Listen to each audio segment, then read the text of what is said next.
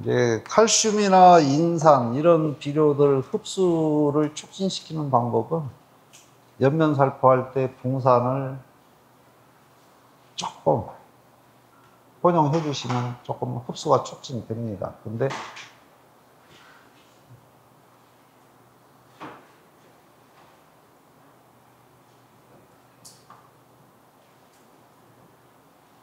(2kg면) 1kg면 200g, 한 250에서 300g 되나요? 250g이면 되겠네요.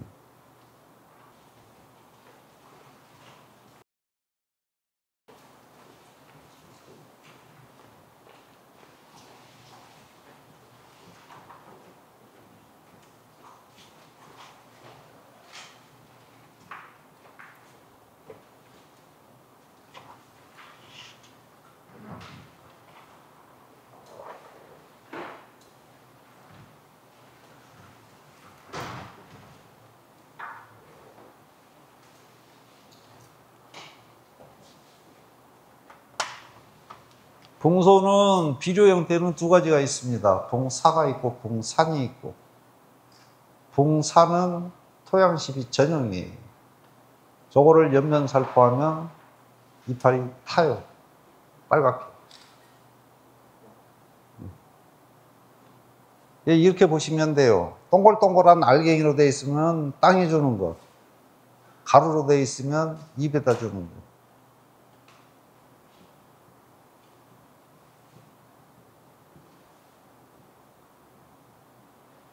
그러면은 그냥 4차 주면은 되겠네요. 근데 굳이 저거 안 해도 돼요. 이제 비효 기간이에요. 비료가 효과 보는 기간. 옆면살포를 하면은 어떤 성분이 됐건 기간이 짧아요.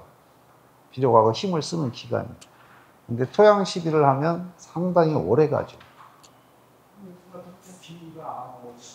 그래서 관수를 해 주시라는 거예요. 그리고 이슬에 의해서도 녹습니다.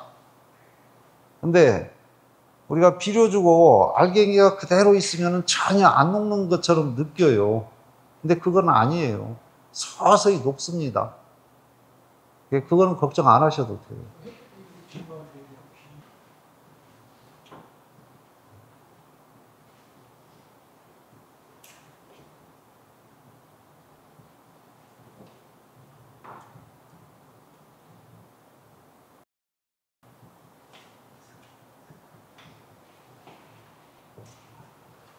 보통 우리가 비료를 주면 이게 비료 알갱이가 그대로 있으면 이게 휘발되는 걸로 생각을 하고 아까워하는 경향이 많거든요.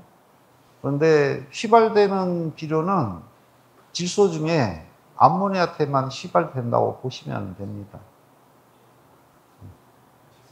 다른 거는 휘발 거의 안 돼요. 그래서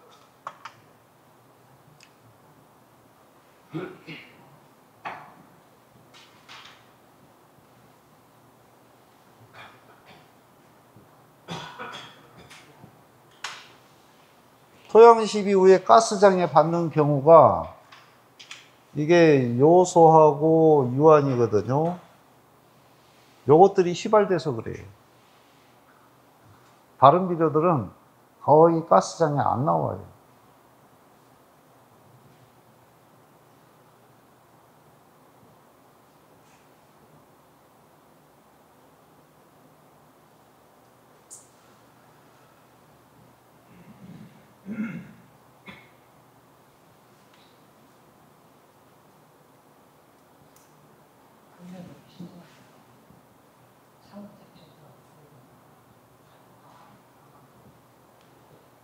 지금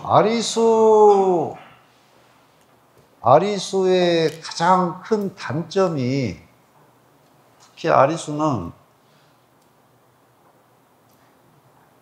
가장 큰 단점이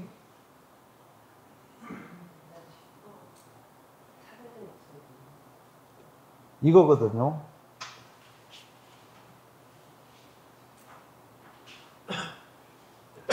아리수 제일 큰 단점이 저겁니다. 저장성이 상당히 약해요. 다른 중생종 품종에 비해서 약해요. 더군다나 이런 고온 현상이 지속되고 그러면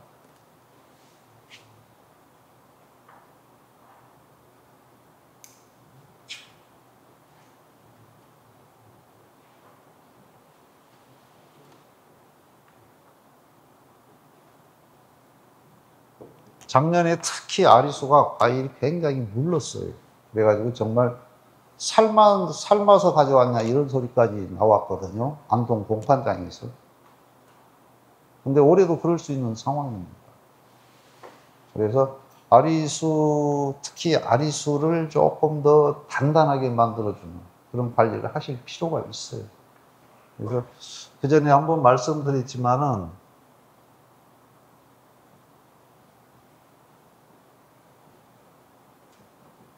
올해는 반드시 써주세요.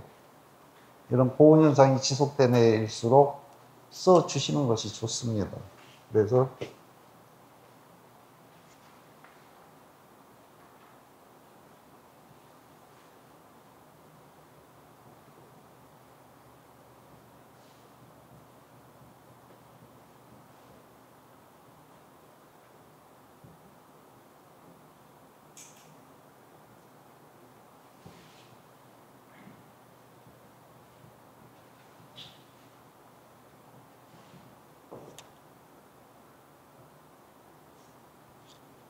이렇게 해주시면 아마 30만 원 받던 거 35만 원 받을 겁니다. 후지도 저장성이 굉장히 더 좋아집니다. 저걸 사용하면. 그래서 가몽도 저장성이 조금 약해요. 다른 품종에 비해서. 그래서 아무튼 홍로부터 후지까지 저장해서 판매하거나 아니면은 조금 더 도매 시장에서 가격을 높게 받으시려면 저런 제품을 앞으로는 써야 될 것 같아요. 쓰지 않고는 상당히 그 소비자들로부터 외면을 받을 수 있는. 그리고 지금 홍로 벌써 새 달라들죠? 새 벌써 달라들고 있습니다. 예. 그래서 벌써 파먹어요. 근데 이것도 뭘 뿌려놓으면 새가 한 달 동안 근처에만 오는데 밭으로는 안 들어와요. 예. 또 그런 제품도 있습니다. 근데 지금부터는 신경 써야 할 게 한두 가지가 아니에요. 또 지금 고라니도 지금 사과밭에 많이 들어옵니다. 그래서 하단부에 있는 결과지 잎들 다 따먹고 있거든요. 그래서 아무튼 야생 조류, 동물 좀 관리, 좀 신경을 좀 쓰시기 바랍니다.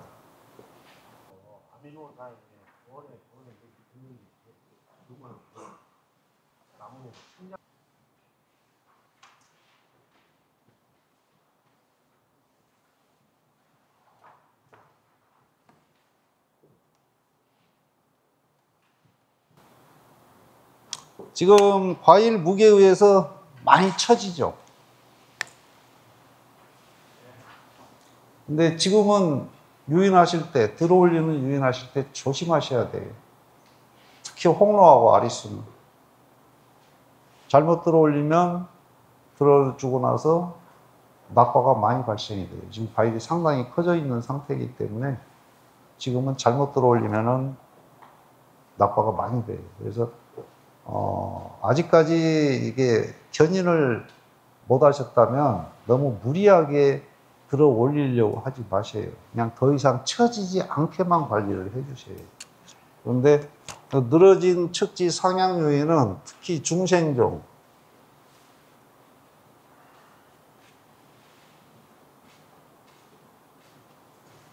제일 최적기는 아무런 피해 없는 시기는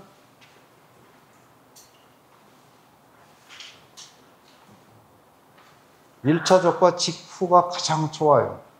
이때는 다소 무리하게 들어 올려도 낙과가 안 돼요.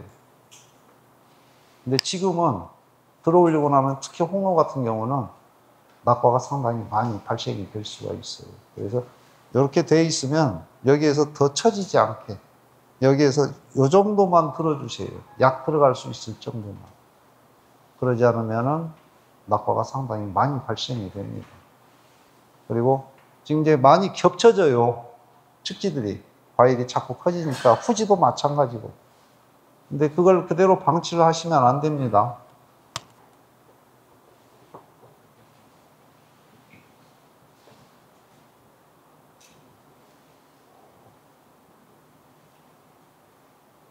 겹치게 되면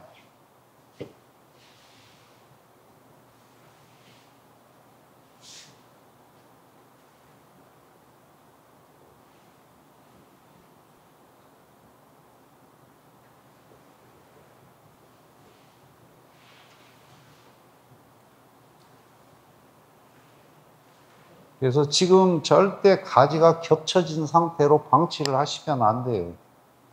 겹쳐지게 되면 약이 안 들어갑니다. 그래서 뭐 화분화나 아니면 착색에도 영향을 미치지만 갈반병, 탄저병, 그 다음에 경우에 따라서는 견문이 썩은 병, 그 다음에 응애, 노린재, 복숭아, 순나방, 심심나방 이런 각종 병의 중피해를 많이 받을 수가 있어요. 그래서 최소 공간이 확보가 돼서 약이 어느 정도 들어갈 수 있게 그렇게 요 들어올리는 유인 요걸 좀 지금부터 좀 바짝 신경 써서 그렇게 해 주시기 바랍니다.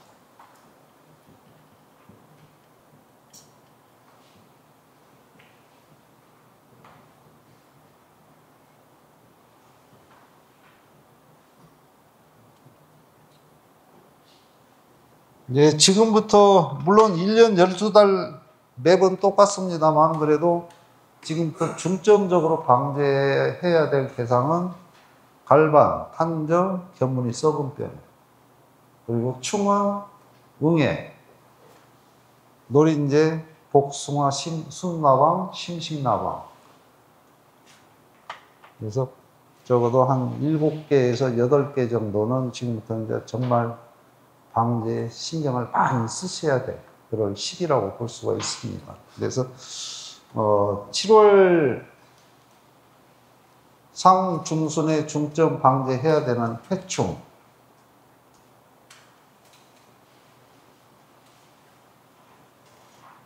순나방, 심식나방, 응애류, 그리고 뭐 여기는 이제 노린재도 당연히 포함이 되고요.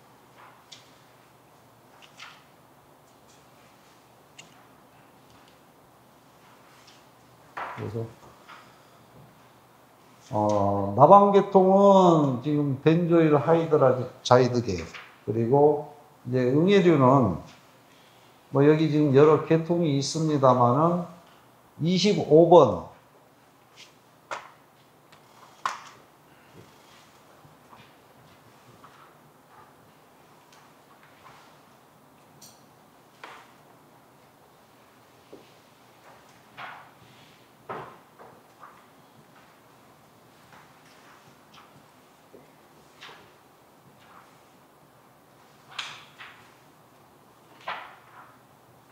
응애약 중에 지금 최근에 지금 가장 약 효과가 방제 효과가 떨어지는 게 25계통이에요.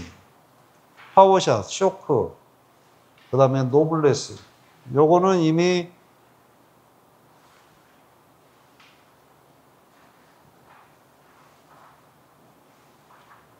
내성이 형성돼가지고 거의 잘 안 들어요. 특히 노블레스 같은 경우는 거의 방지가 안 된다고 지금 현장에서 많은 얘기들을 하고 있습니다.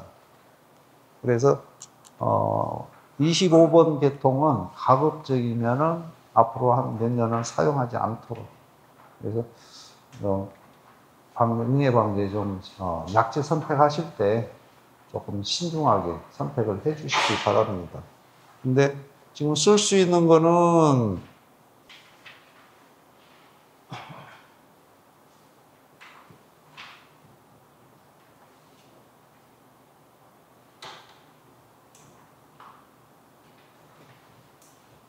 요거는 이미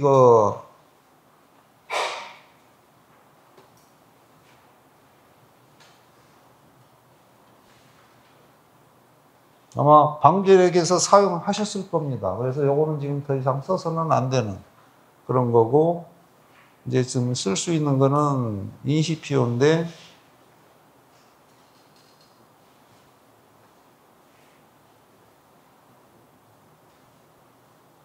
응의 밀도가 좀 높을 때 그렇게 해주시고, 만약에 이것도 쓰고 이것도 썼다 그러면은 쓸 수 있는 약이 극히 제한적이에요. 요걸 다 이미 사용을 했다 그러면 단제는 쓸 수 있는 약이 사실 없어요. 응애약 중에 단제는 쓸 수 있는 약이 없습니다. 그러면 뭘 써야 돼요? 합제를 쓰십니다. 합제는 제품이 상당히 여러 개가 있습니다. 근데 이제 합제들은 보통 보면은 R부터 성충까지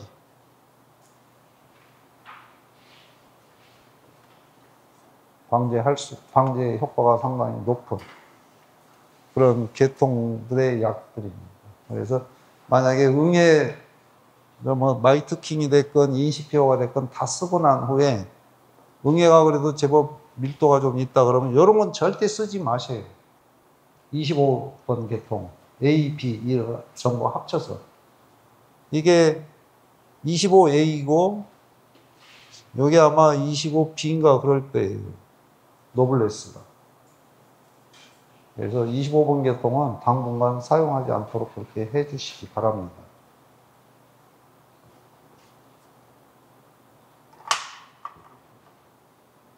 그래서 이제 금년처럼 고온 현상이 빨리 지속이 되면 보통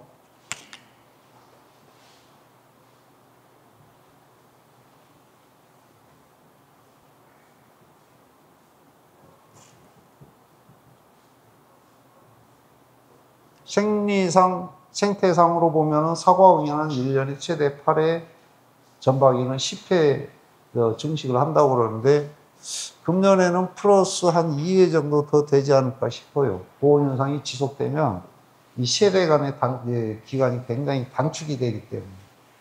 그래서 금년에 이제 후기에는 아직까지 응애 피해가 없었다 하더라도 후기에는 특히 응애 방지 좀, 예찰 방지 좀 신경을 많이 쓰셔야 됩니다. 해충 중에서는요, 응애 방지가 제일 힘들어요.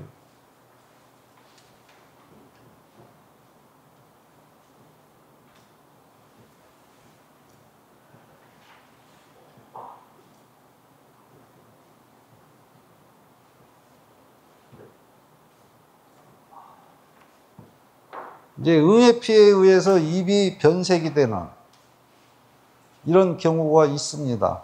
이런 경우에는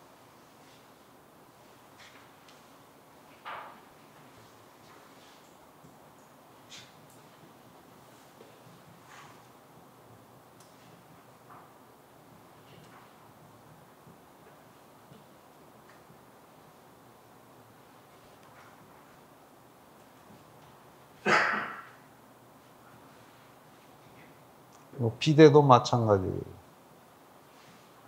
그래서 착색, 당도, 비대, 화합은학까지 전부 다 부진하게 되거든요. 그래서 시기에 관계없이 응애 피해를 받아서 입색이 앞면이 됐건 뒷면이 됐건 입색이 변할 정도 되면은 반드시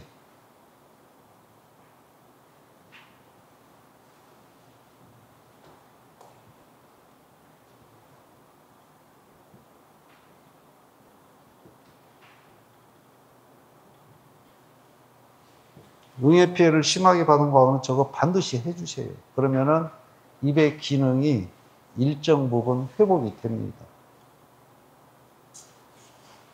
그래서 방제만 하시면은 안 돼요. 방제하실 때 저거 2개 혼용해서 그렇게 옆면 살포를 해 주시면 입의 기능을 상당히 회복시킬 수 있는 그런 효과가 있습니다. 아무튼 입에 어떤 장애가 발생되면은 영양제 백날 써봐야 효과 별로 못 봐요. 근데 저 방법이 가장 그래도 효과가 비용 대비 가성비가 가장 좋은 그런 방법입니다. 지금 이제 순나방이나 심식나방 이런 거는 지금 2세대거든요. 그래서 지금 또 많이 가해를 할 수가 있습니다. 근데 이제 과일에 1세대 때 벌써 과일에 가해를 했고 지금 2세대인 지금 과일에 가해를 하고 있을 거예요. 그래서 특히 이제 복숭아 순나방, 심식나방보다는 사실 순나방 피해가 훨씬 더 심합니다. 그래서 복숭아 순나방 방제에 조금 더 철저하게 신경을 써 주시기 바랍니다. 그리고 늘 말씀드리지만 사과를 그래도 전업으로 하시는 분들은 사과 빼고는 전부 다 사먹는 게 제일 싸요. 손자들 오면은 따준다고 복숭아, 자두 이런 거 많이 심거든요. 절대 그러실 필요 없어요. 쌀도 사먹는 게 제일 쌉니다. 그 다음에 이제 우리가 해충 피해 보는 경우를 보면은 비가 지속되면 우리는 살균제 중심 방제를 하지 살충제는 잘 안 뿌려요. 그런데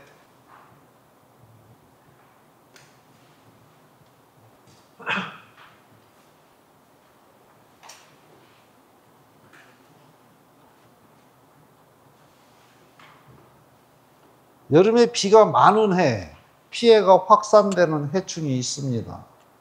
어떤 해충이 가장 피해가 많이 올 거예요? 여름에 비가 많이 올 때.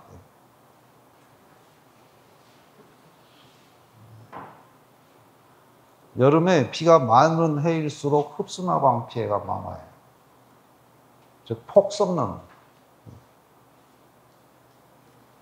그래서, 비가 많이 올수록 해충 방지, 특별히 더 신경을 많이 쓰셔야 돼요.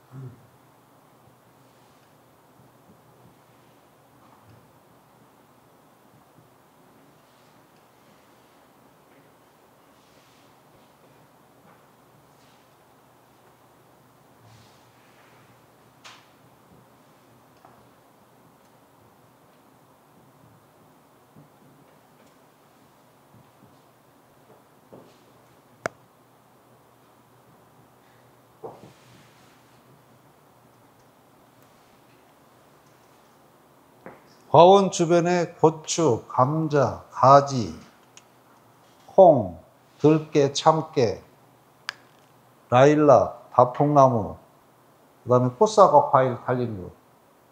이제 우리가 수분수용으로 많이 심잖아요. 근데 수분수는 꽃만 피면 지역화는 끝난 거예요. 근데 그거를 그냥 과일 그대로 달아놓거든요. 그러면 노린재가 거기 제일 좋아해요. 그 다음에 아카시아, 자기나무, 등나무 이런 것들이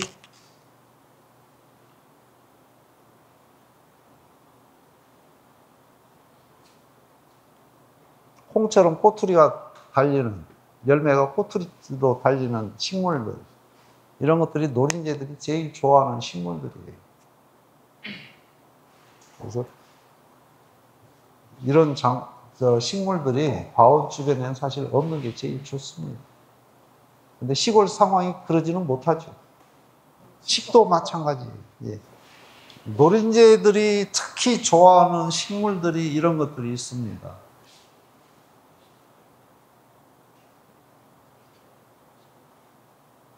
이런 것들을 제일 좋아한대요. 그래서 농사를 편하게, 마음 편하게 지려면 이웃을 잘 만나야 돼요. 이웃 개떡 같은 것만 나면 서로가 피곤하고 힘들어요. 의외로 주변에 우리 사과 농사에 해를 끼치는 식물들이 굉장히 많습니다. 이제 감자는 뭐 남부지방은 이제 거의 다 캤죠. 근데 강원도는 지금도 싱싱해요. 강원도는 감자를 지금 안 캡니다. 일부를 빼고는. 그대로 땅에다 뒀다가 가을에 캐요. 살구는 뭐 크게 이제 순나방, 복숭아 순나방이나 이런 것들 때문에. 그래서 핵과류는 순나방하고 심식나방,